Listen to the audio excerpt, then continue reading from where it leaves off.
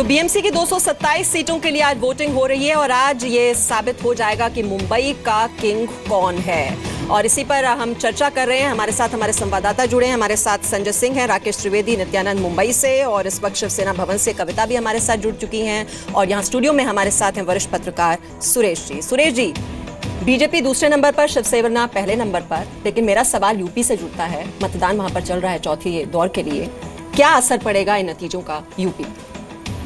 नहीं, ये तो ऐसा है कि पूरे देश का ध्यान बम्बई के चुनाव पे है।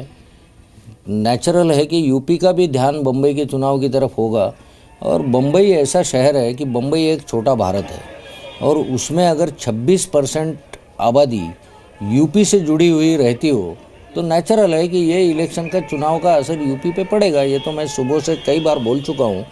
अब मैं एक बात आपको और बताना चाहता हूँ इसमें कि एक तो नॉर्थ इंडियन वोटर जो था वो पहले शिवसेना या एमएनएस के खिलाफ हुआ करता था, और ये वोटर जो था वो लोकसभा के टाइम पे तो शिवसेना और बीजेपी साथ साथ चुनाव लड़े थे तो तब तो जुड़ गया था, मगर अब वो बीजेपी से परे होके इनसे जुड़ रहा है शिवसेना से। ये एक नया चेंज बॉम्बे की राजनीति में मुझे दिखाई दे रहा है। वैसे तो शिवसेना ने पहले से कोशिश की थी कि उत्तर भारतीय वोटर उनके साथ जुड़े। मतलब अभी कांग्रेस के जो प्रेसिडेंट है संजय निरुपम, एक ज़माने में वो शिवसेना के एमपी थे 10-12 साल तक। तो ये जो है उन्होंने कोशिश तो की थी, हिंदी में भी सामना का अखबार निकाला था, वो उसी के लिए निकाला था।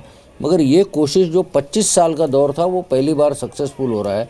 और शिवसेना का जो मैसेज है कि मतलब एंटी डिमोनेटाइजेशन और एंटी बीजेपी वोट वो यूपी में असर दिखाएगा, ऐसा मुझे लगता है। चलिए, कविता भी इस वक्त हमारे साथ है शिवसेना भवन से।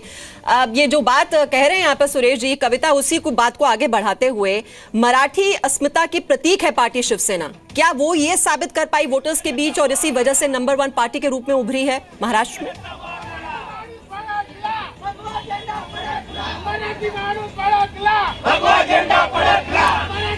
कविता, मेरी आवाज आप तक पहुंच पा रही है? दरअसल वहां हो हल्ला काफी हो रहा है और जैसे कि ट्रेंड्स लगातार आ रहे हैं, आप देख रहे हैं भारी जमावड़ा वहां पर। जी कविता।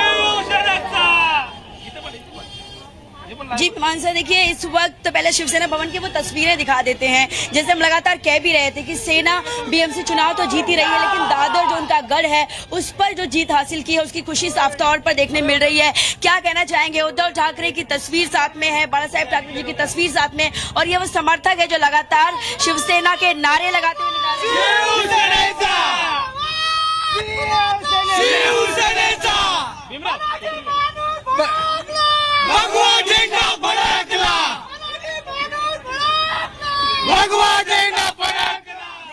कहीं ना कहीं ये वो गढ़ है जहां पर सबसे ज्यादा मराठी वोटर्स है और जो इनके नारे हैं वो भी बहुत इंटरेस्टिंग है। आपको ये तस्वीरें दिखाना चाहेंगे, ये बेहद वो तस्वीरें, भगवा फड़कने की जो बात होती है, जो भगवा झंडा लहराया जा रहा है कुछ इस तरीके से। और ये तस्वीरें देखिए मीमांसा, सेना भवन की ओर जो शिव सैनिक है, जो समर्थक है, उनके कार्यकर्ता वो लगातार पहुंच रहे हैं। लगभग शिवसेना की जीत और तय हो चुकी है। बीएमसी पर शेर की दहाड़ कह सकते हैं। जाहिर तौर पर इस बार अस्तित्व की लड़ाई थी उद्धव ठाकरे के लिए और उन्होंने पूरी ताकत इस बार के चुनाव में झोंक दी थी। और जो विधानसभा चुनाव में उन्हें जो झटका लगा था कि बड़े भाई की भूमिका में बीजेपी आ गई थी, अब यह रिवर्सल हो गया है और यही जो कामयाबी का जश्न है इस वक्त शिवसेना भवन में दिखाई दे रहा है। बहुत बहुत शुक्रिया कविता ये जानकारी हमें देने के लिए। और देख रहे हैं आप किस तरह से भारी जमावड़ा वहां पर गेट के बाहर, और शिवसेना अब काबिज होने के लिए तैयार है। इसी की जो खुशी है वो दिखाई दे रही है इन तस्वीरों में।